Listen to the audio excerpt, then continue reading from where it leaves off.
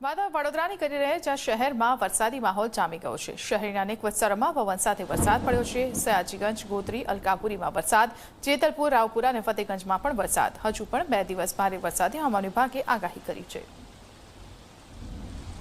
તો વડોદરા શહેરમાં આખરે વરસાદી માહોલ જામ્યો છે, જેના દ્રશ્યો અમે આપને આપણી ટીવી સ્ક્રીન પર બતાવી રહ્યા છીએ। ફતેગંજ, રાવપુરા સહિતના વિસ્તારોમાં સયાજીગંજ વિસ્તારમાં પણ વરસાદ પડ્યો છે। સારો એવો વરસાદ જોવા મળી રહ્યો છે।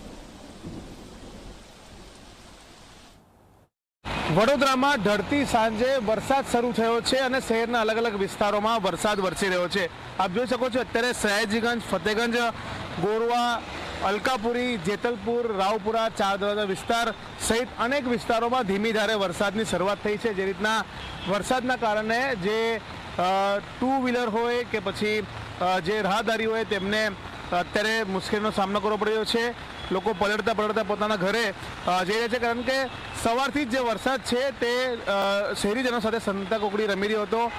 વરસાદ વાળું વાતાવરણ હતું, પરંતુ વરસાદ સવારથી વરસતો નહોતો, પરંતુ એકાએક કહી શકાય કે ઢળતી સાંજે વરસાદની શરૂઆત થઈ છે।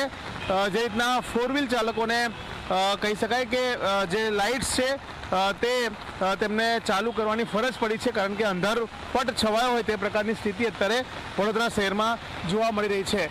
જે રીતના વરસાદ વરસતા શહેરીજનો તો ખુશખુશાલ થયા છે, કારણ કે તેમને આકરી ગરમી અને બફારાથી રાહત મળી રહી છે અને ખેડૂતો પણ ખુશખુશાલ થઈ રહ્યા છે, કારણ કે તેમને જે પાકની વાવણી કરી હતી તેમાં તેમને હવે રાહત મળશે, કારણ કે છેલ્લા ઘણા સમયથી વડોદરામાં જેવો વરસાદ વરસવો જોઈએ તે નથી વરસી રહ્યો અને તેના કારણે ખૂબ સારો વરસાદ વરસે તેવી વડોદરાવાસીઓ ભગવાનને પ્રાર્થના કરી હતી અને હવે કહી શકાય કે ઢળતી સાંજે જે વરસાદ છે તેની શરૂઆત થઈ ચૂકી છે।